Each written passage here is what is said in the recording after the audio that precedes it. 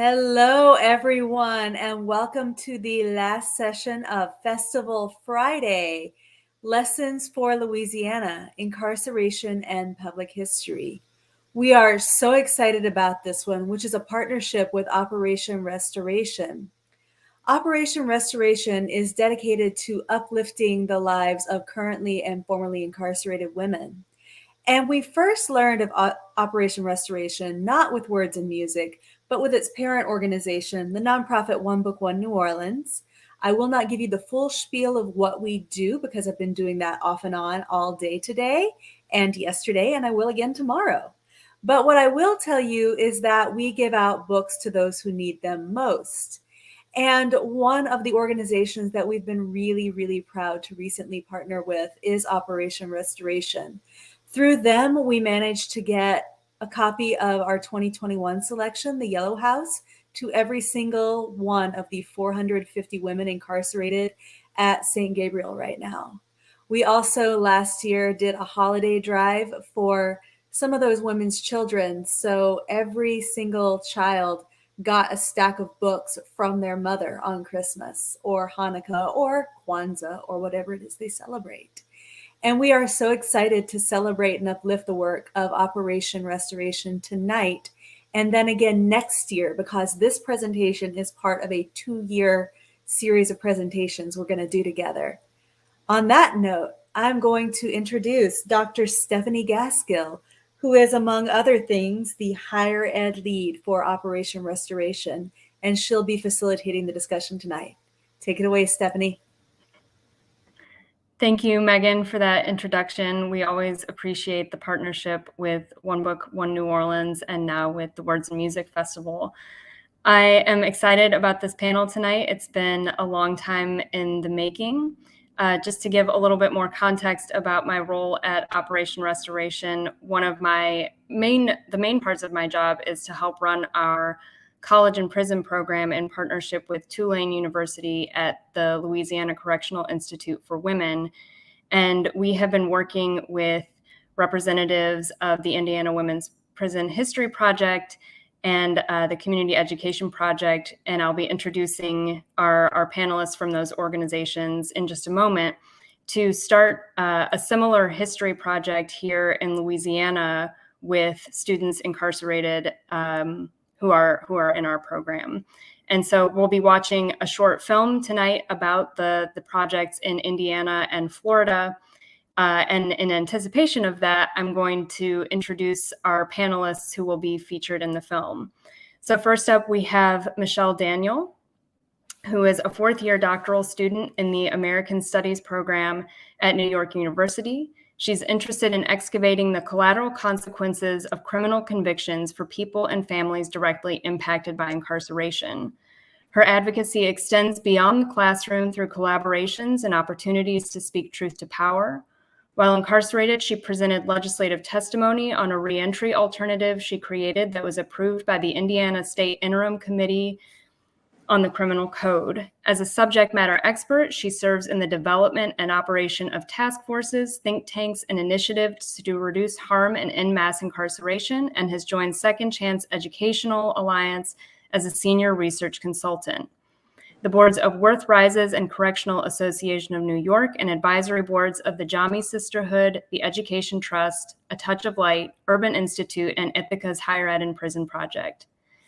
She is a founding member and board president of Constructing Our Future, a reentry and housing organization for women created by incarcerated women in Indiana, and a 2017-2018 Beyond the Bars Fellow, a 2017-2018 research fellow at the Charles Warren Center for Studies in American History at Harvard University, and a 2018-2019 Ford Foundation Bearing Witness Fellow with Art for Justice, 2019 Soze Right of Return Fellow, 2019 Code for America Fellow, and 2019-2020 Mural Arts Rendering Justice Fellow.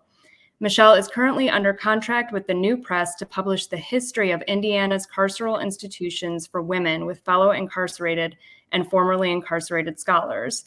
As an artist, further, Michelle is interested in finding ways to funnel her research pursuits into theater, dance, and photography. Her original play, The Duchess of Stringtown, co-authored with Anastazia Schmid, was produced in December 2017 in Indianapolis and New York City, and her artist installation about stigma, Point of Triangulation, ran September 26th through October 1st, 2019 at NYU Gallatin Gallery in New York, March 6th through 8th, 2020 at the Beyond the Bars Conference at Columbia University, and with new participants in November 14th, 2020 through January 1st, 2021 at the African American Museum in Philadelphia with the Mural Arts of Philadelphia mural, October 2021. Anastazia Schmid is an artist, poet, activist, and PhD student in ethnic studies at University of California, Riverside. She blends her knowledge and artistic expressions in her work and contributes her time and talents to numerous charitable, activist, and outreach causes. She is a founding member of the Indiana Women's Prison History Project, a research team engaged in rewriting the history of women's prisons and institutions. Her area of emphasis is 19th century gender and sexuality, the history of gynecology, obstetrics, medicalization of women's bodies, sex work, epistemic injustice, violence, and trauma. She is co-author of the play The Duchess of Stringtown. She also works in collaboration with Abolition Journal Collective, IDOC Watch, Anarchist Collective, the Lumina Foundation, National Council of Incarcerated and Formerly Incarcerated Women and Girls, Constructing Our Future, Focus Reentry Initiative, Silent Cry Incorporated, Underground Scholars, and Memento Mori Paranormal History Hunters. Elizabeth Nelson is an assistant professor in the Medical Humanities and Health Studies program at IUPUI. A medical historian, her research focuses on modern institutions of confinement, such as mental hospitals and prisons. An examination of structural racism, sexism, ableism, and the production of poor health, disability, and premature death is a necessary part of this work. However, Dr. Nelson is especially interested in creativity, knowledge production, community building, and activism in these institutional spaces. Humans striving within and against oppressive and inhospitable environments. Central to her work are questions of rehabilitation, care, structural violence, haunting, trauma, reform, abolition, and theories of time and history. Currently, Dr. Nelson is co-editing a book with Michelle Daniel by members of the Indiana Women's Prison History Project on the history of women's incarceration in Indiana, and she is co-authoring a book with Modupe Labode and Emily Beckman that examines the expansion of rights for people with intellectual disabilities within a doomed institution, Indiana's Central State Psychiatric Hospital, on the eve of its closure in 1994. Monica Deck holds a Bachelor of Science in Medical Humanities and Health Studies and is a certified recovery specialist and community health worker.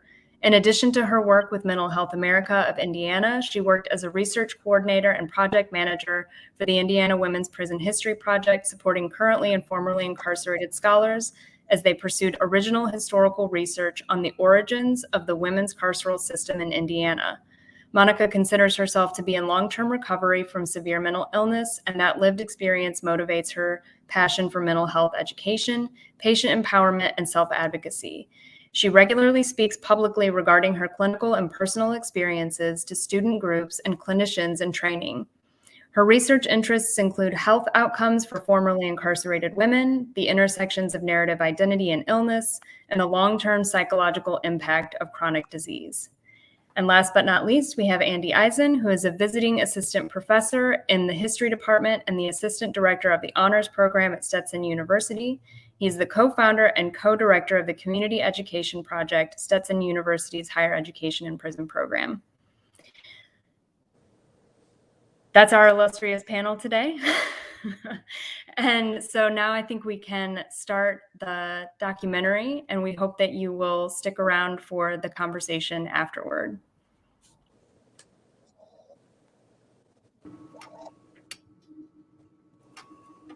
The History Project means to me resistance in its most extreme fashion. It's giving voice to the voiceless, and that includes myself.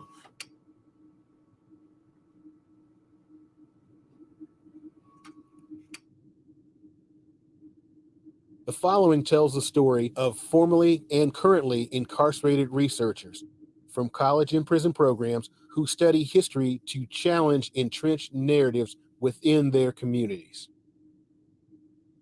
In the Community Education Project, or CEP, faculty from Florida Stetson University offer courses at the Tomoka Correctional Institution. What began as a reading group in 2015 has transformed into a liberal arts program that, as of 2019, offers about 20 men at the facility the opportunity to earn college credits. I am Wellington Antonio Rosa. I've been incarcerated going on 21 years, and I've been in CEP now 3 years, working on the Public History Project for a year, going on 2 years.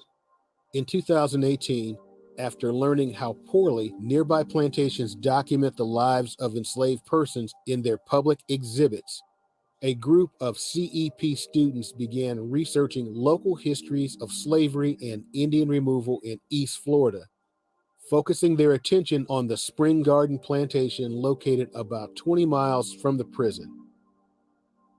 Following the Civil War, the site became a tourist attraction, and in the 1980s was transformed into the De Leon Springs State Park.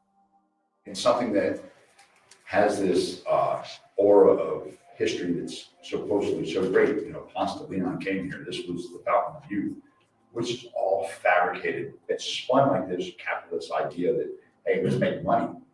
But here's a history of not just one type of people, you know, enslaved, but also, you know, the indigenous. We have, you know, tribes that were displaced. I'm fourth, maybe fifth generation Floridian from the Central Florida area. I started looking into specific facts about the Indian removal, and I came to learn that there was a Seminoles Indian chief by the name of Uchee Billy that had villages literally in my backyard. CEP students conduct their research using primary documents, such as inventory lists, census records, and diaries. With research assistance from Stetson faculty, CEP students have recovered the names of more than 200 people held in bondage at the plantation. The first document I transcribed of the Eliza Williams diary, it was like a puzzle. You know, I'm very interested in puzzles, and it drove me deeper into, you know, studying history. The History Project at Tomoka CI was inspired by a similar initiative at the Indiana Women's Prison, or IWP. The former IWP Higher Education Program Director, Dr. Kelsey Kaufman, began the History Project in 2013 as a graduate level, non-degree program for students ready to pursue advanced work. In this program, students research the history of the IWP, which opened in 1873 and is widely regarded as the first separate facility for women in the United States. There are currently 5 students active in the History Project inside the Indiana Women's Prison. However, our requests to film at the facility were denied. We will be hearing from 3 women who have continued their studies after being released from the prison. I knew that I wanted to study history my whole life. It was a coincidence that IWP offered the History Project, and I jumped at the chance. The History Project got me really with my mind and my thinking outside of the prison, researching and writing and then presenting our findings in conferences, being invited to do other talks that had nothing to do with the History Project, just on higher education in prison and in mass incarceration, being able to then publish things. It was huge in terms of thinking about life on the outside. And then that History Project actually gave me the support to then be thinking about, like, what would my life be like once I got home? Well, you know, that's a funny thing. I've been the one member of this group the entire time that has said, I'm not a historian. I'm not trying to be a historian. But the crazy thing is that somewhere along the line, I guess I actually am a historian. Hello, my name is Anastazia Schmid, and I'll be presenting Sexual Conquest in 19th Century Institutions. Dr. Theophilus Parvin. Early on, the Indiana researchers uncovered evidence of physical abuse perpetrated by the prison's Quaker founders, Rhoda Coffin and Sarah Smith. Coffin and Smith had been portrayed in previous historical accounts as benevolent reformers, but the students in the History Project have convincingly demonstrated prisons for women were characterized by gendered violence from the very start.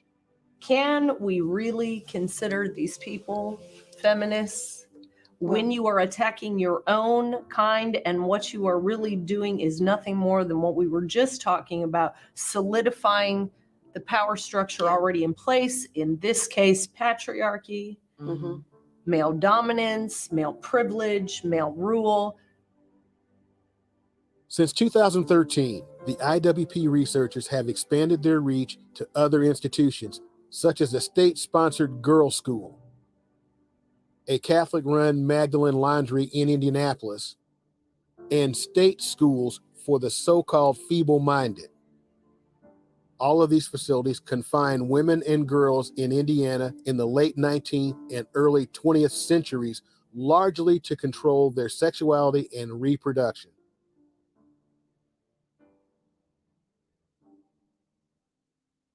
The researchers in the Florida and Indiana projects share a commitment to telling the stories that previous historians have overlooked.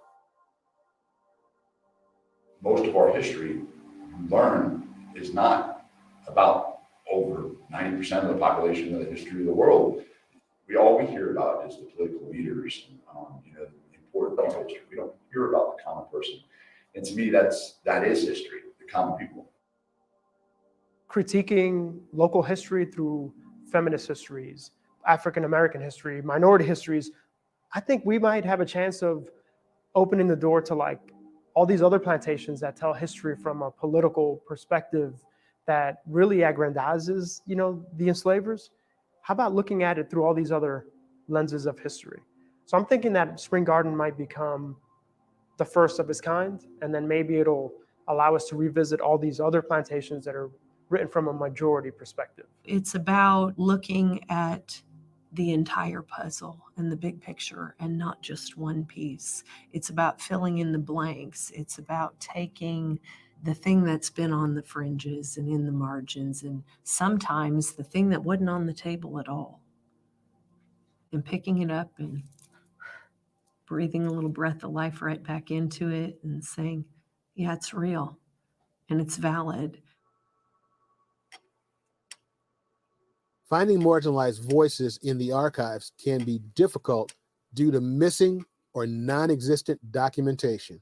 One of the limitations I would say is gaps in the information that we have. You wonder why the testimony from the 1881 investigation is missing from the Indiana archives. Full testimony, missing from the 1887 investigation as well. Yet, Jeffersonville's 1869 investigation, 1873 investigation, I have both of those. And the only records that we have of like what actually happened in these hearings we have because of newspaper accounts.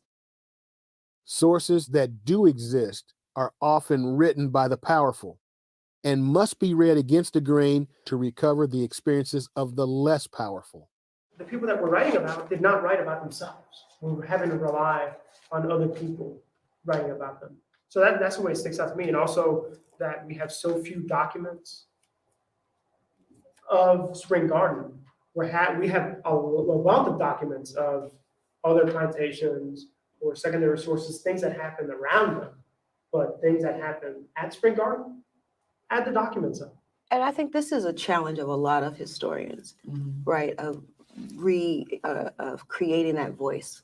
Some historians have developed actual research methodologies around it. I think about Callie Gross's idea of the informed speculation, where she says, I take the bits that I have, using the context within it, and I fill in the gaps. Doing historical research inside a prison presents a unique set of challenges. We can't do the research that is, that a normal historian would do because we're limited with our ability to search through archives. It was kind of funny because we all knew we were have one locker in between our two bunks, and the son used to come in, and I had an old pair of glasses, and he'd be trying to find something, figure something out. So we put it on that locker and take my glasses and use them for a magnifying glass. And we learned a lot of stuff that way. Can I just say that one of the beautiful things that I've been able to feel since we've all been out of prison is to go to the archive myself. I had that feeling You too. know, The first time I went and I was sitting there was and I it- was like, oh my gosh, I talked about this and Yeah. thought about being able to do this, and I can't believe I'm actually here, and I was so happy. We took pictures. I put Yeah. on the gloves and everything. I was like, oh my gosh, we're here. Mhm. Because we have been receiving everything on these research questions, secondhand. Yeah. Yeah. Right? We've been asking questions of them, waiting weeks, waiting weeks, waiting months for them to give us back stuff. But to go and then just to kind of swim through, go page by page Yeah. and scan and look names, and then have the story, so I know what I'm looking for Right. myself, Yes. was golden. Part of why we have been able to excavate the information we have is because we have the lived experience. Yeah. We are those people. Being incarcerated has taken away some of the liberties that a lot of people on the street take for granted. As a lifer in prison, when you first come in, you're told, hey, you're the property of DOC. You're made to feel that you don't matter. You're given a label, inmate, and it means that they can treat you any kind of way. And We're given a number. We're told when to eat, when to go to sleep. We're not considered human, in a sense. These are some of the same experiences that I've learned that some of the enslaved people at these plantations have endured as well. Also, family separation. They're separated from their families. We're separated from our families. I've seen parallels between the way we're treated and the way that the enslaved are treated. So I've used this project as a way of, if not bringing justice to my situation, bringing justice to the people that were enslaved. When I do my research, which is family separation, I miss my family. And I relate right in that sense right there. So most of the kids were sent to Charleston. As a historian, I know that I can't make assumptions about how they feel or what they think about being in this institution. Me personally would be outraged and depressed, upset, distraught over being sent there, but I don't feel like I can assume that about them. I want you to feel that you are in a privileged place as a person who has had that lived experience, and epistemically privilege your right to look at that same archive that other people have looked at and come up with a different story. What I'm doing now is going over what they wrote, and other primary documents, and writing my own story. How many people will automatically not hear a single word we have to say solely because of where we once were? There's still worth, in people that have been sentenced to a lot of time or even to die in prison. My goal is to take the research and take the findings and put them in packaging for a broad audience. And one of the things that I initially focused on when we got the lab set up, was transcribing the names of the enslaved people. A lot of those names made it back to Stetson University, and earlier this year we had a tour there with history students who actually stood at Spring Garden and read those names. It was probably the first time that those names have been read in over a century on the site where they were enslaved. So that's one way of giving back. I have produced a photography artist installation recently that took my research on stigma and my research on the weaponization of stigma and turned it into a photographic art exhibition. Anastazia and I have taken the history project and the stories of Rhoda and Sarah and the prostitutes in the city of Indianapolis and turned that into a play. Congratulations on receiving the Jefferson Award. It also means something that I'm giving back to the community at large, that we're doing something productive. I'm not sitting idly by, just biding my time until I get released. And all day Monday, we can dedicate to trying to finish some of this stuff up. And then we start doing our next paper for you. That too. We now are doing 4-credit classes. I think it's really good. I got out of high school in 1977. Never taken any schooling since then, and I'm maintaining a B average at Stetson University. The History Project has meant several things for me. First and foremost, for my personal life, it has given me a second chance at a future career, education opportunities that when I was at my lowest, I wasn't sure that I was going to have again. Another thing is giving me an opportunity to break the stereotype of what a person is capable of doing in prison. They say, okay, you're a lifer, so let's warehouse you and keep you alive until you die. And I think this project has given me the opportunity to challenge that. My whole thing is like, what am I making so that people can use it right now? I have actually changed my whole entire dissertation project based on how can what I'm going to do be usable for people sitting in prison right now. And if it's not going to be useful for people sitting in prison right now, then I need to stop what I'm doing. From this program, that's what I would like to see, go to other prisons and give other guys the opportunity to be a part of something like this. For me, this has been a great experience. One of the greatest that despite the fact of it being in prison, one of the best I've had. I always make an emphasis to say, look, we might be doing stuff and it's cool because we cool, but we're not an anomaly. Exceptionalizing who we are and what we do is a disservice in a way. Yes. If you give access to resources and opportunities to every damn body else who has had a similar experience, 9 times out of 10, they will show up and show out as well.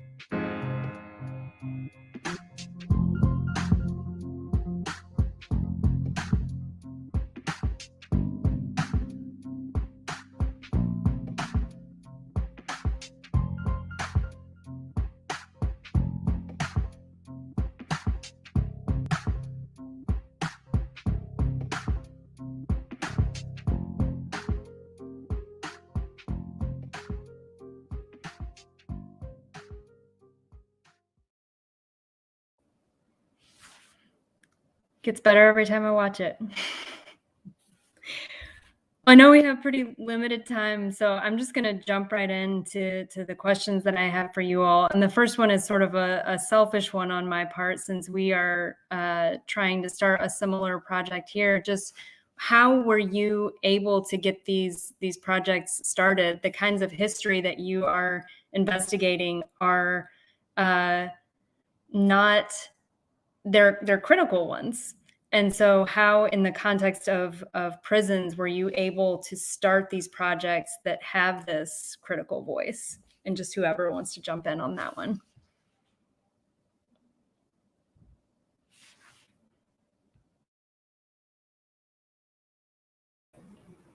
Did we lose Michelle? Anastasia, do you want to talk a little bit about because I was not there at the beginning of I was waiting on Michelle, and I think there she is. Michelle, if you want to speak on this, feel free. I can touch on something briefly. No, go ahead. Okay. Our history project, I think almost kind of started accidentally. Like it didn't really start out to be what it became. Dr. Kaufman had come in, started this higher education program, started this class to research the history of the prison we were in. It started out, we're just going to write a nice little brochure that we can pass out for all the visitors that come, because people from all over the world would come visit IWP because historically it's the first women's prison. So, we were just going to write this little pamphlet based on the existing narrative. She was fortunate enough to have a good rapport with our then warden, Stephen McCulley, who gave her access to the archives of the prison records for the first 15 years. So that's sort of where we started. We were going to write this pamphlet in one semester, and that's what we were going to do. However, very shortly into looking at the documents, myself and the rest of the cohort started seeing a lot of discrepancies and things that didn't make sense. And we started asking a lot of questions. We had a lot of theories of what was going on. And that's when we kind of started enlisting the help of outside researchers and archivists to kind of help us fill in some of the blanks. So, for us, it started on accident is what I would say. I don't know if Michelle or Elizabeth have anything different to add there, but it wasn't really a planned thing, and what's happened has been kind of miraculous and hopefully inspiring to other people. Clearly, Andy and others have kind of jumped on and taken off with what we've sort of started. So. Yeah, and I think the only thing I would add is that the original scope included undergraduate students. And so we were paired, Anastasia, myself, and several other degreed students, women who already had bachelor's degrees, were asked to come in and be supportive research students to the undergrads who were supposed to do this work themselves. The reality is that as we got deeper into the project, we realized that 2 semesters was not enough. And so ultimately, those undergraduates had to move on to other coursework in order to meet their credentialed needs. And so what was left was this group of students who were, most of us already degreed and had our bachelor's degree and were still very interested in the project past and beyond those 2 semesters.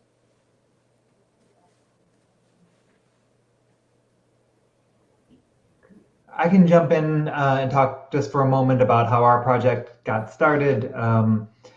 So when I first got to Florida a few years back, made a concerted effort to try and learn about the place that I was living, because it is the strangest damn place I've ever lived in my life. And the public history didn't make much sense either, given what I know about US history.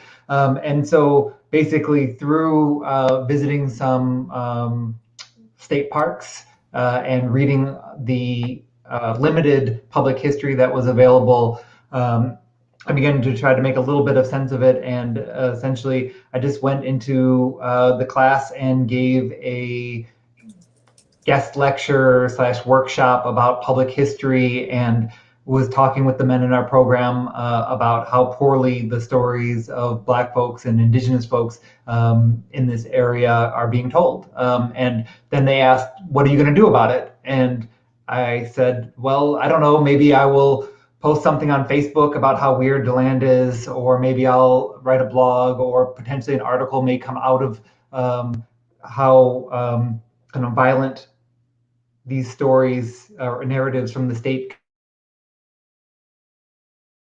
continue to be. And in our program, do more than that. And so began. Sounds like it happy accidents in a lot of ways that turned into great ongoing projects. We have a question in the chat that kind of coincides with one I was going to ask anyway, so I will ask it. This comes from Sarah Singh, who is one of the researchers who has been helping us get the similar project started here in Louisiana, and asks specifically Anastasia and Michelle, since she's a historian herself, she wants to know, what were some of the biggest hurdles you faced as incarcerated researchers, and what would you change about the way you experienced this research and writing process? I think some of the biggest hurdles we dealt with was access to technology and access to the archive. And then there's standard issues in prisons, like you could not have too much property on the housing unit, not too many books, not too many things in your possession. What are all these things? So those are things that I think anybody doing a project in a prison would face. And then I guess conceptually there was this need to write and think in the 19th century in order to evade the carceral system, who did not want to allow us to have any findings or have any words or arguments about our current state of incarceration. So we cleverly had to talk about our 21st century incarceration through the lens of the 19th century history project. And so as the project continued to grow and we were asked to present in different places, that naturally led to other opportunities to talk to people about mass incarceration. And so we began to run those red threads through our work, and then sort of surreptitiously, but then when we were able to do speaking engagements, we were a lot more bold about it. So again, having that savvy to know when to speak, when not to speak, when to write and when not to write, so that we could continue the project, but continue it authentically with our true voice. So it requires having some savvy in your strategic approach to it, because you are in a carceral space, but you do have to tell the truth. I think I just want to add to that, and of course, I completely agree with everything Michelle just said. We have a lot of allies in this project, and we have from the very start, people who believe in us as human beings, believe in the work we're doing, support us in what we're doing. However, one thing that had happened, particularly in the beginning, I think as time's gone on, that's happened less and less, but especially in the beginning, we would come up with theories of what we believed was happening. And we had a very hard time convincing some of our allies of our theories, and this is why I've been quoted repeatedly saying, I know these things because I am these people. We are these people. We have this experience. This is how we know. So for me personally, in 21st century times, I am a survivor of human medical experimentation, medical neglect, and medical malfeasance. Particularly by the hands of the state and the institution. So some of what I was having to say and the arguments I was making in the historical documents were because I know what I've experienced now, today, in this day and age. So just with the bits and pieces we do know of history, we look back at history and some of these things and we think, oh, there were barbaric things happening once upon a time, but surely they're not happening now. And my argument is, if barbaric things were happening right now, then clearly they were probably happening at the very beginning. So, I think it was this level of doubt or trepidation about what we were saying, like it just couldn't possibly be true. It was too far-fetched, too far out there. And, I guess by no small irony, the arguments Michelle made, the arguments I made, the arguments Kim and Rayanne and Laura and all of the rest of us were making all eventually proved to be the truth, So I think, my advice to people doing this now and going into institutions is give validity to what these people are saying. There is a reason they feel the way they feel and why they have the ideas on the theories that they do. So I don't know how long we had asked, bring us some newspaper articles from the 19th century before we finally got the newspaper articles from the 19th century, So it's, just really focusing on the fact that we are in an epistemically privileged position due to our lived experience, and to have a little bit more faith, I guess, in what people are saying and what they're trying to explore, because sometimes we waited an ungodly amount of time to receive documents we were asking for, that if just one person would have given us that shred of credit to begin with, maybe it wouldn't have taken quite so long to get some of what we were looking for. Well, you're talking about white, middle class, privileged, liberal values and conservative values about history. The state of Indiana is a very white, evangelical, conservative space. Some of the things in which we were talking about, right?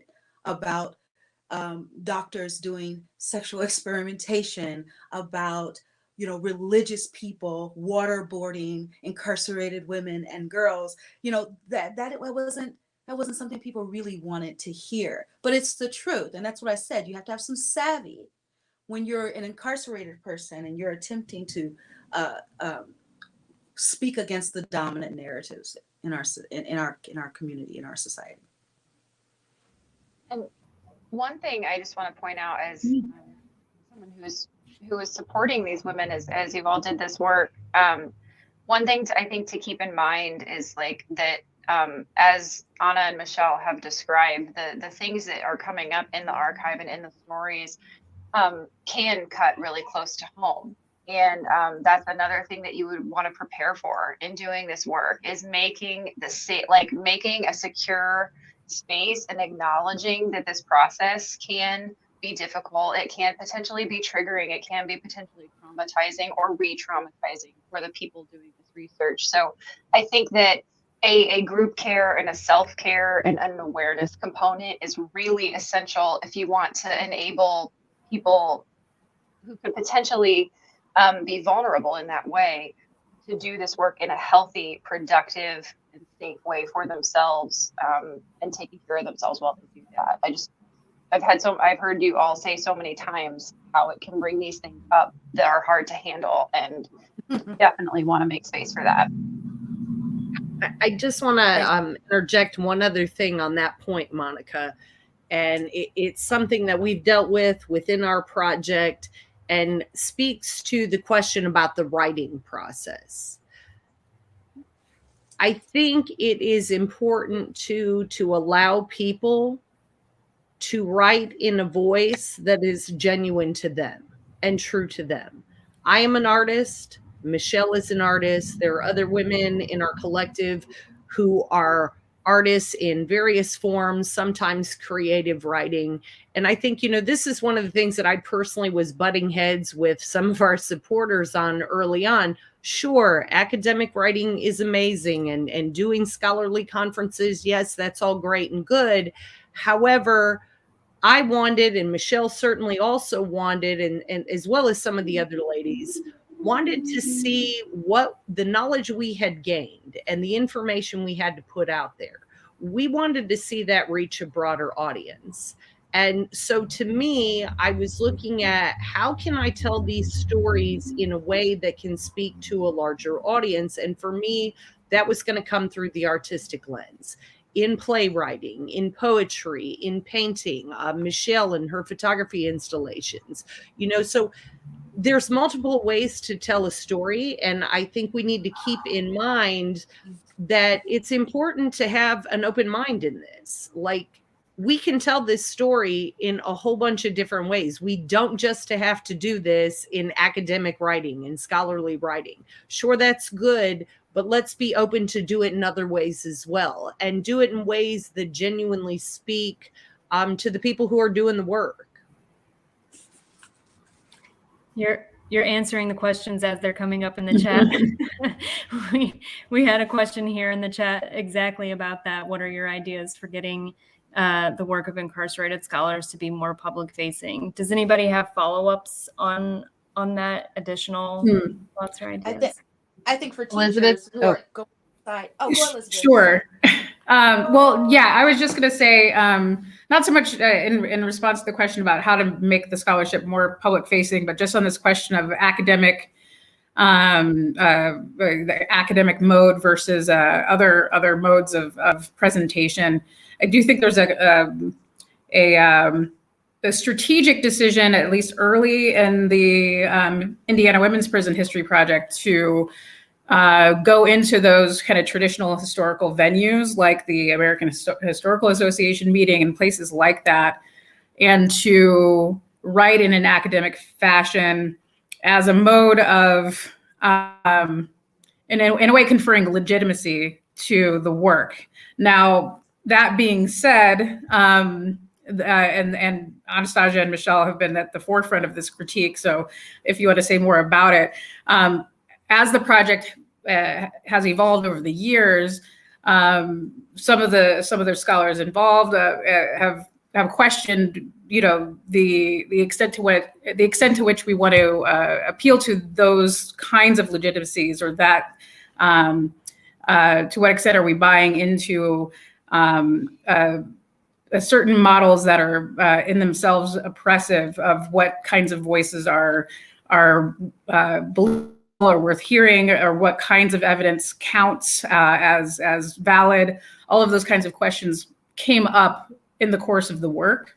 And that's something that I think is tied into the question of genre or creativity, or the relationship lived experience versus, archival evidence, those kinds of things. I think one of the strengths of the History Project is that the scholars who are also activists, who are also artists, have managed to convey their work in a kind of spectrum. They haven't confined themselves to any particular mode, which I think is exactly the right way to go, because it has a broader reach in that way. Yeah, I agree with everything you're saying, Elizabeth. And I think the only thing extra that I would add is that our orientation was to be non-extractive. So it is very often for academics to go into carceral spaces and take out, and people want to come and go study us and do research projects about us and go and find everything else about us, and then leave that place, go to their offices and write their papers and never communicate with us ever again. This project, we had some parameters in place. If people wanted to write about the project, they had to write with us. They had to publish with us. Our faculty staff, Elizabeth, and Kelsey, made sure that instead of them going to the conferences to present about the project, they pushed every door open to get us to present our work ourselves, which, the AHA changed their rules because of us, okay, about presenting, because we were just that bold. Thirdly, they encouraged and helped find pathways for us to be published ourselves. Very few people go straight from go into the program that I applied for at NYU having already published in a real academic journal, but because of that push to get us into access to spaces, I was able to have a publication record, right? And so it's important for those of us who want to follow that track to have administrators who are looking to privilege the work of the scholars, as opposed to looking for their own career advancement off the back of the work of the students. And so that requires a particular orientation that staff have to have going in and working with people. It's distinctively non-extractive, right? And we appreciate that. So there's assistance with that, assistance with the publication, the assistance within from everything about how we finish. For example, Elizabeth had to work so hard to get the rest of the remaining incarcerated students, authors' work to them to finish their chapters for the final manuscript, right? And that means, well, she's brilliant. She could have just finished it, right? Oh, I'm just going to write this. I got this. She's inside. It's too hard. I can't get in right now. But she was determined, right, to do what she had to do so that the author could work on their work. So there's a orientation of authenticity that is important. If I could follow up a little bit on our program, and I think it was so important for our program as we were developing, to see the model that was established by IWP, and to make sure that the faculty that were working on this project, not just myself, but also a graphic designer, understanding that this was not our project, that this is a project that we were developing with students, that they have their own publications.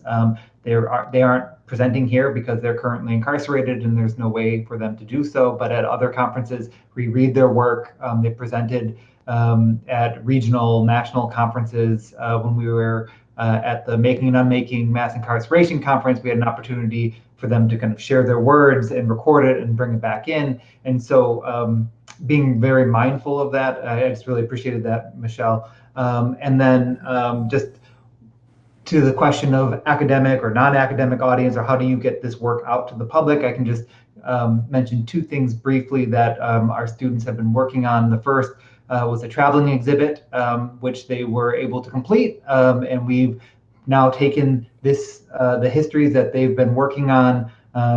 It's a 10 by 8 foot wall of information, double-sided, that we brought to local museums, art exhibits, and it's their project with their names on it, with their research. And so it's taking that kind of public history that is so poorly done in this area and then rewriting it and literally bringing it out and having the public engage in it. And the second thing that we're currently working on, we recently have started a community garden at the prison. We actually went to a former plantation and harvested wild indigo that still grows at the plantation and brought it inside and are kind of growing the indigo inside and are going to harvest those seeds. And we're going to take those seeds and bring them out to the public with information about the connections between our students' project and the long legacies of slavery. That's incredible. Mm-hmm. Mm-hmm. You know, I'd just like to add also the incredible opportunity that something like these history projects have for networking. The one thing about the IWP History Project is that once we started expanding out into different genres, we brought people to the same table that maybe never would have been at the same table together before. You know, this project brought historians and anthropologists, playwrights, screenwriters, gender and sexuality, people who are fighting labor laws. I mean, we don't have enough time to explain all the different people from different walks of life in different sectors of academia and creative expression that have come together because of this. And I think what we're trying to do here is dismantle systems of power and oppression and social control. And what better way to do that than bringing as many different people to the table as possible? How many different people from different areas can we bring into the same conversation to see this is what's wrong? And now that we can really look at the truth of everything that went wrong, not just history, but is still happening contemporarily, then we can open up a dialogue and a conversation about what can we do to change this and how can we make this different. And I think, that happens by bringing in people who would normally or traditionally never be involved in these kinds of conversations on mass incarceration. These types of projects open up that door to bring that dialogue to a broader audience. Well, Anna, I can speak from personal experience. My primary area of focus, these days is epidemiology, and working with this project brought me into entirely new research interests into the long-term health consequences of incarceration and the consequences of that, the things that predate incarceration experiences.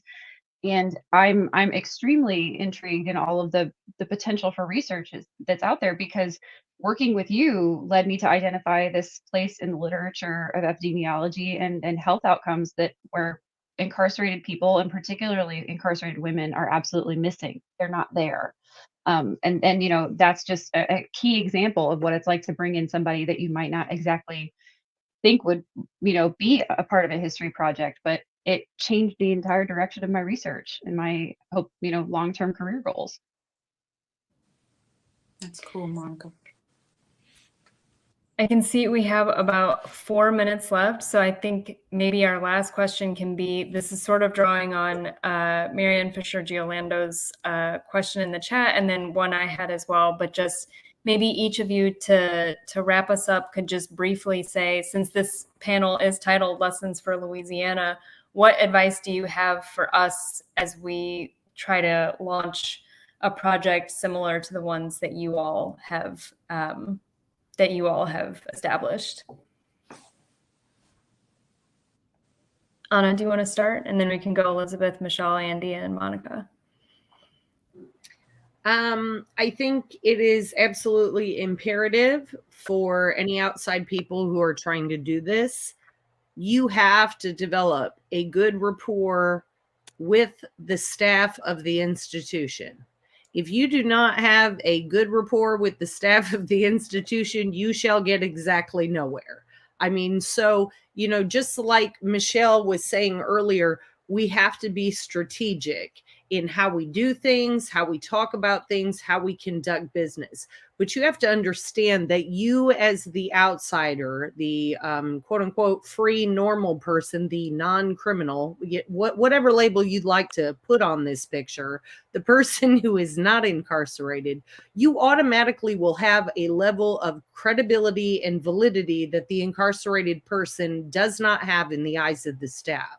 So you are our spokesperson to a point. You've got to develop that good rapport with the staff, or everything is going to be an absolute no and a no-go. If you have that good support system and rapport with the staff inside, that gives you the room to work, the leeway to be able to bring people in, bring resources in, bring things back out again, to be able to work through. Hopefully, if the prison you're trying to work with actually has an internet Skype system like we did, which happened to be there because of the parole board, these technology connections. We also had alliance with IU and IUPUI, who helped us with the technology to be able to connect our inside people to the outside world. This took a tremendous network of people, and all of those outside people had to be in good standing with our warden and our staff people, or none of this ever would have happened. I mean, we had to pay some of the staff members extra money to be able to sit into a room with us for 1 hour, 2 hours, 3 hours, sometimes on a Saturday afternoon when we were doing conferences, So if there aren't good relationships there, you're going to be shut down before you even get started. So never underestimate the power that you have in the privilege that you have, and how do you work that to the advantage for your projects and for your students to be able to transmit information and knowledge inside and outside, and keep that open and running and progressively expanding. Thank you. I suppose there's two things I would point to by way of advice. One is, I think this has come up in a way, but wherever you're at, in terms of thinking about what to focus on, what kind of documents to look for, is really finding that, that match in a way between, your students and then the site that you're in. And what local history is there. So really dig down, dig a well right where you're at. And I think that's part of the success of the Florida and Indiana projects is the real local groundedness of them. The other is not sexy at all, but from my point of view, as a facilitator of materials moving in and out, really just having, and not that I was always great at this by any means, but having a really intricate system in mind for where are things going to be stored when they go into the prison? How are they going to be labeled? How are you going to know what's in there and where it's at? Is there going to be a central place? Are students going to take things back to their units? How do you ensure that there's a backup copy of everything? How do you ensure that the students know how to cite the documents that they're working with in a consistent way? All of those things. It's boring, right now, but it is so important. I mean, I think as researchers, we know how hard it is to keep track of our own stuff. If we can have our own laptop and go directly into the archive ourselves, imagine this process where you have to scan documents and then archive, print them off, and then bring out the printouts inside, and there's scattered papers everywhere, and keeping track of what's what. It's a nightmare. If you're thinking in advance of how you're going to keep track, believe me, it's important. So that's so good. And so I guess I would add is that you need money. You need money. You think that you can do all of this without some, just on the seat of your pants. But you need to pay people like Elizabeth who have full course loads to come and spend their weekends and their extra times in the facility. You need to be able to pay for all those copies. You need to be able to pay for our conference memberships so that we can speak and present at these conferences.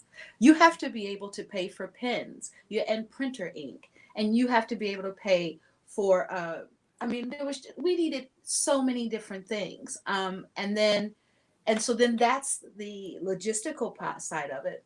From the student's perspective, I felt like it was important for us to have our hands on the archive whenever we needed it. So there needs to be negotiations with the facility and the ability for us to organize all of that information at the facility. So we were able to take over one classroom closet, put up some bookcases, put our books in that room and our file cabinets in that room. And we spent literally days, because after a while, as she said, the packets of information got unmanageable. And we literally had to stop and say, okay, this is all a Parvin stuff. This is all of this stuff and these piles. And so, but we needed to do that. So you might want to say, I'll just bring in a postdoc. I'll get some volunteers. It meant something for me as a student, a writer, to help organize that archive for us, because I had a better sense of what we had. And when I was writing myself, I could also help my better understanding of what was there, but then also share that. Like, okay, no, there's a thing from Rhoda over in this folder. You know what I'm saying? And so it's important for that. And so that orientation is student-centered. What is the student's experience of the project? How are they walking into the classroom? How are they getting access to materials? What is their life after you leave the classroom? How are they going to be able to get books? What is that process, the student's oriented process? Think through that, as well as what Elizabeth was talking about, which is the faculty program director's perspective, right? And I think if you think through both of those, the student-centered perspective with students, you will have a very strong program, and people won't leave because they'll feel invested in it. And can I just say too that, if you're at a university, I highly recommend, if there's ways that you can bring in your university students to assist. This is how Monica became involved in the project, and I would have absolutely died without her. And so I don't know, Monica, do you want to say a couple words? Okay, really quick. I'll let Andy go. Have Monica. And then... We need Monicas, but we need Monicas and us. Okay, so I just want to be clear. I don't want to do this without a Monica. You understand? Okay. Well, I'll let Andy speak, and then I'll say my small piece. Okay, so a lot of what I would have recommended has already been said, and I mean, from funding to student-centered kind of approaches to teaching. I would just add that what you're seeing here is years and years and years of work, and so it takes a lot of time and effort. For the researchers in our program, they had to learn how to become historians. That doesn't happen overnight. And so sometimes I worry that we put together a slick 20-minute video, and the work that the researchers have done doesn't necessarily come through. Learning how to be a historian is not easy.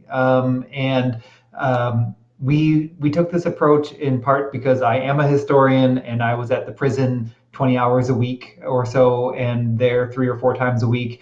And so it made sense because I was already there and I was already teaching classes in history. And so when the folks in our program were interested in learning more about local histories, I was prepared to do that support work because it's a lot.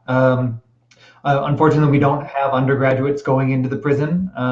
We don't have a support. We didn't at that point have any funding or support staff. And so a lot of that work was me going to an archive and bringing stuff in and then giving it to students. And then, as Michelle says, it was imperative that they organized it because I have my own ideas of how to organize things, but they needed to do it because they were deciding kind of which different parts of the project they were going to take. And so, the students who were focusing on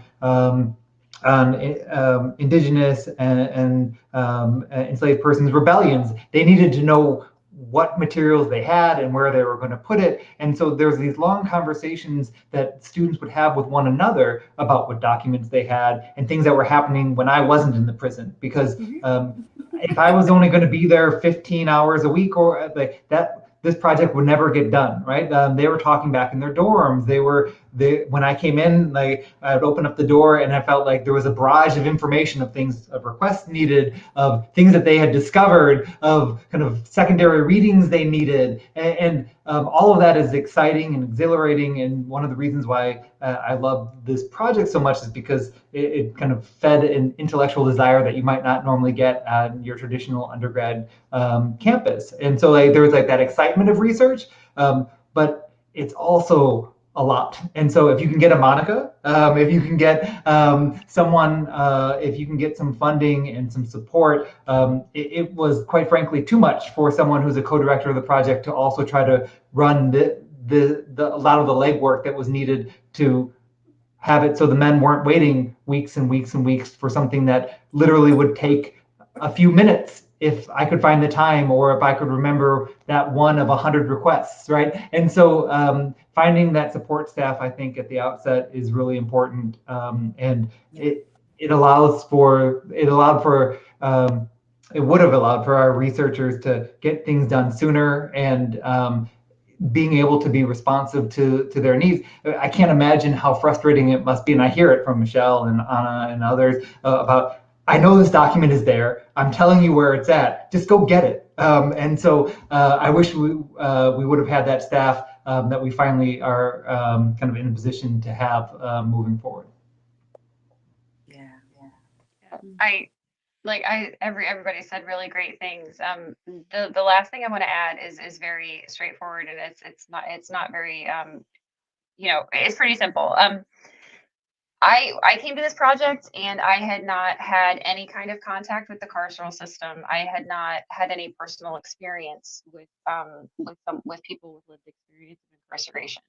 And I'm so grateful to have been part of this team, to be part of this team, because I learned so much. And so when you are bringing in those, if you want to bring in students, I highly recommend. I was so grateful that Elizabeth gave me this opportunity as an undergrad, because it changed the course of my interests and my future career. And I think that the thing to keep in mind is, like, you got to bring in the students. You do need that support staff. And the other thing is, whomever you bring in, anyone who does not have lived experience who participates in these programs, the mindset needs to be that you are there to learn.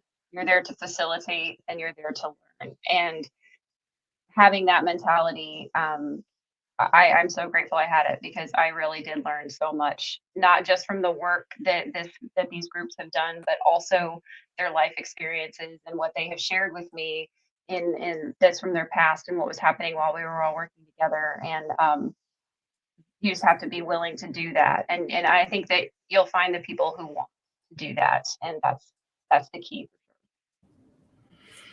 I think that's a great way to wrap up. And I just have to acknowledge that some of those very support people you're talking about are here with us tonight. Sarah Singh, Marianne Fisher-Orlando, who is sharing so much of her primary source research with us.